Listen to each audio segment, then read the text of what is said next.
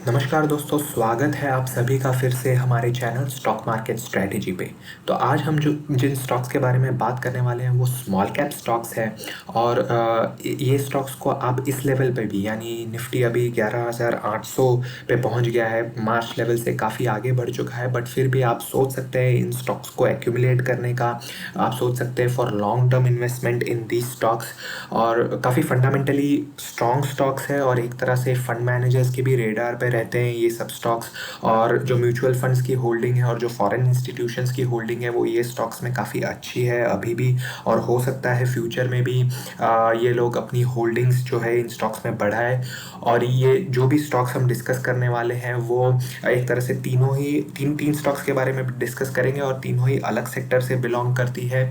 और एक तरह से इस वीडियो में हम देखेंगे कुछ पैरामीटर्स को डिस्कस करेंगे हम, जैसे कि आरओसी हो गया, इनके नेट प्रॉफिट मार्जिन्स के बारे में डिस्कस करेंगे हम, इनका डेट टू इक्विटी रेशियो देखेंगे। ऐसे ही कुछ पैरामीटर्स के बेस पे हमने ये स्टॉक्स का सिलेक्शन किया है आपके लिए फॉर लॉन्ग टर्म इन्वेस्टमेंट। तो वीडियो को अंत तक देखें और चैनल को सब्सक्राइब ज़रूर करें।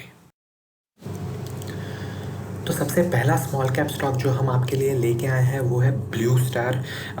जैसे आप सभी को पता है कि ये एयर कंडीशनिंग और रेफ्रिजरेशन के बिज़नेस में है। ये कंपनी मैन्युफैक्चरिंग के बिज़नेस में है।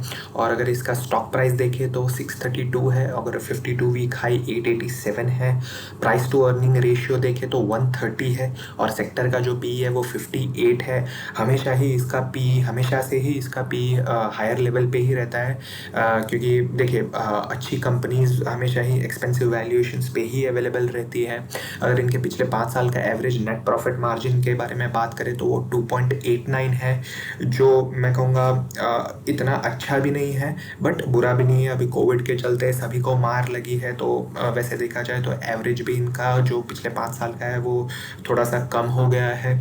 अगर इनके पिछले 5 साल के एवरेज आरओसी के बारे में बात करें तो आरओसी होता है रिटर्न ऑन कैपिटल एम्प्लॉयड, यानी जो भी कंपनी अपना इन्वेस्टमेंट कर रही है उस पर उसको कितना रिटर्न मिल रहा है उसे आरओसी कहते हैं। वो भी 17% है, जो काफ़ी शानदार है।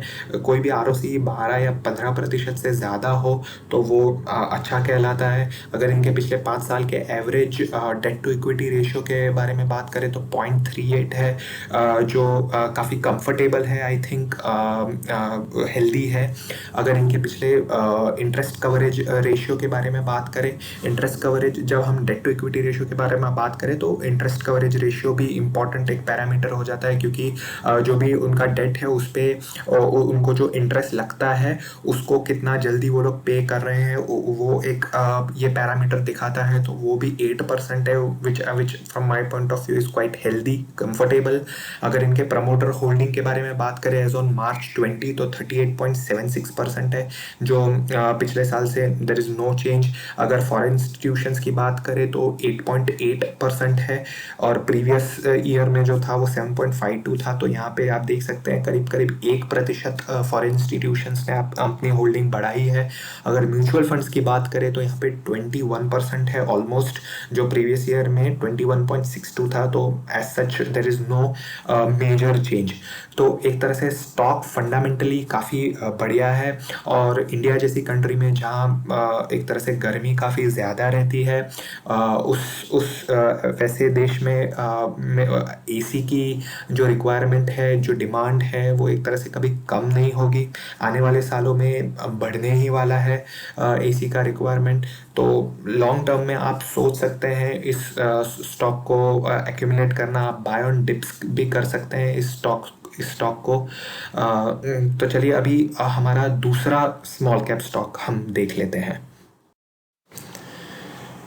तो जो दूसरा स्मॉल कैप स्टॉक है वो है ई क्लर्क सर्विसेज, जो आईटी सेक्टर को बिलोंग करता है। अगर इस कंपनी के स्टॉक प्राइस के बारे में बात करें तो 715 है और 52 वीक हाई 812 है।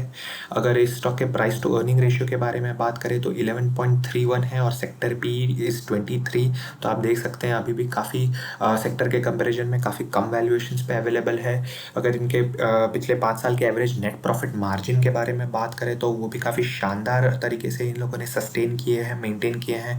करीब करीब 22% के इनके नेट प्रॉफिट मार्जिन्स है। अगर इनके पिछले 5 साल के एवरेज आरओसी के बारे में बात करें, आरओसी होता है रिटर्न ऑन कैपिटल एम्प्लॉयड, जो हमने पिछले स्टॉक के लिए भी डिस्कस किया था, इनका 32% है, विच इज़ क्वाइट गुड। अगर इनके 5 साल के average debt to equity ratio के बारे में बात करें तो 0 है, ऑलमोस्ट डेट फ्री कंपनी है। अगर यहाँ इनके इंटरेस्ट कवरेज रेशियो के बारे में बात करें तो करीब करीब 15% है। अभी आप सोच रहे होंगे कि डेट टू इक्विटी रेशियो 0 है तो इंटरेस्ट कवरेज रेशियो कैसे कंसिडर होगा। तो मैं आपको बताना चाहूँगा कि कुछ स्मॉल मतलब शॉर्ट टर्म डेट्स भी रहते हैं कंपनीज के, जैसे कि बैंक लोन्स हो गया, या for that matter income tax हो गया, या ऐसे कुछ जो शॉर्ट टर्म डेट्स रहते हैं उस पे जो इंटरेस्ट लगते हैं वो भी एक तरह से इंटरेस्ट कवरेज रेशियो में हम एज अ पैरामीटर कंसिडर करते हैं। तो वो भी 15% है इस कंपनी का, जो काफ़ी शानदार है। अगर प्रमोटर होल्डिंग की बात करें एज ऑन जुलाई 20 तो 53.81 है, जून में 50.76 थी। तो यहाँ पे आप देख सकते हैं 3% की बढ़त देखने को मिली है। तो एक तरह से ये दिखाता है कि प्रमोटर्स का इस कंपनी में काफ़ी अच्छा कॉन्फिडेंस है इसके फ्यूचर को लेकर। अगर फॉरेन इंस्टीट्यूशंस की बात करें तो ऑलमोस्ट 15.5% की होल्डिंग है जून के कंपैरिजन में। There is no change. अगर म्यूचुअल फंड्स की बात करें, होल्डिंग की बात करें तो 18% है, जून 20 में 21.5% थी। यहाँ पे जी हाँ, बिल्कुल यहाँ पे कम किया है म्यूचुअल फंड्स ने अपना होल्डिंग। बट देखिए कुछ म्यूचुअल फंड्स एक स्टॉक प्राइस एक लेवल पे आने के बाद प्रॉफिट बुकिंग करेंगे, डेफिनेटली करेंगे प्रॉफिट बुक।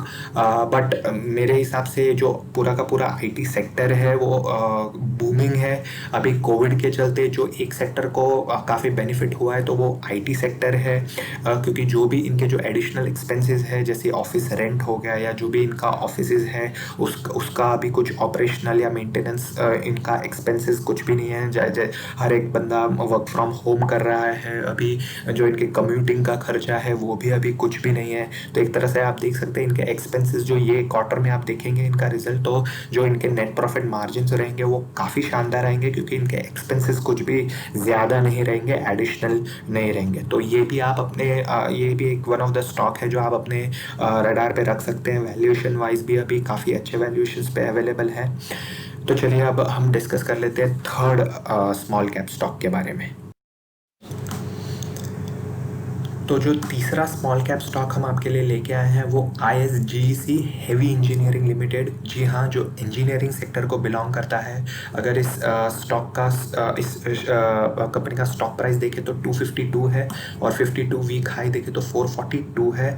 तो ऑलमोस्ट अभी भी हाफ प्राइस पे अभी ट्रेड कर रहा है अपने 52 वीक हाई से। अगर इस स्टॉक का प्राइस टू अर्निंग रेशियो देखें तो 11.59 है, और सेक्टर पी 12.56 है। तो आप देख सकते हैं कि पी भी यहाँ पे कम है इंडस्ट्री पी से। अगर इनके पिछले 5 साल का एवरेज नेट प्रॉफिट मार्जिन देखें तो 4.39 है। बीइंग एन इंजीनियरिंग कंपनी और नेट प्रॉफिट मार्जिन इतना 5% के करीब मेंटेन करना कोविड के चलते और ओवरऑल रिसेशन के चलते वो काफ़ी अच्छी चीज़ है। अगर इनका ROCE देखें पिछले 5 साल का एवरेज तो 20% है। ये तो मैं कहूँगा काफ़ी शानदार है बीइंग एन इंजीनियरिंग कंपनी।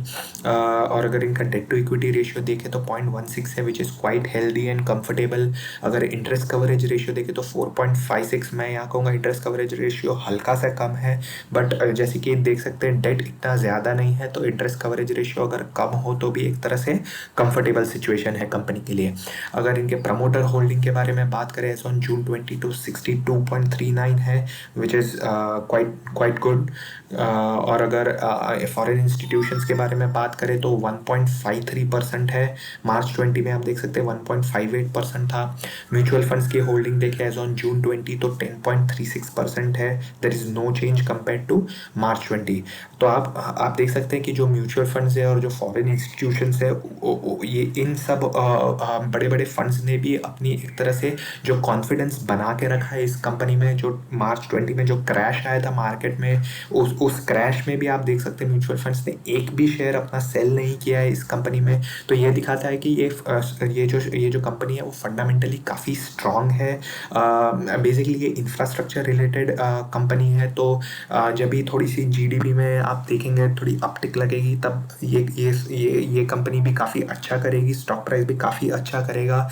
ये कंपनी जनरली जो प्रोसेस इक्विपमेंट रहते हैं या जो बॉयलर्स रहते हैं उसमें वो उसका मैन्युफैक्चरिंग करती है। आप देखेंगे सारे सेक्टर्स, ऑलमोस्ट सारे सेक्टर्स को ये कंपनी अपने इक्विपमेंट्स सप्लाई करती है। जैसे फर्टिलाइज़र हो गया, ऑयल एंड गैस है, पावर प्लांट्स है, तो एक तरह से डाइवर्सिफाइड सेक्टर्स में अपने ये इक्विपमेंट सप्लाई करती है। तो ये भी काफ़ी शानदार स्टॉक है। आप ये लेवल पे भी डेफिनेटली परचेज कर सकते हैं इस स्टॉक को। आप अगर इसका 52 वीक लो भी देखें तो 205 है, तो काफ़ी, मैं कहूँगा काफ़ी, अभी भी काफ़ी कम प्राइस पे ये अवेलेबल है। तो आप सोच सकते हैं इस स्टॉक को इस लेवल पे भी एक्यूमुलेट करना फॉर लॉन्ग टर्म इन्वेस्टमेंट। तो ये थी मेरी राय इन 3 स्टॉक्स के बारे में। कोई भी निवेश करने से पहले आप अपनी स्टडी करें, आप अपना रिसर्च करें, फिर ही कि कोई भी डिसीजन ले इन्वेस्टमेंट करने का। आप अपने फाइनेंशियल एडवाइज़र को भी ज़रूर कंसल्ट करें। वीडियो अच्छा लगा हो तो वीडियो को लाइक ज़रूर करें and stay tune for more such updates with stock market strategy.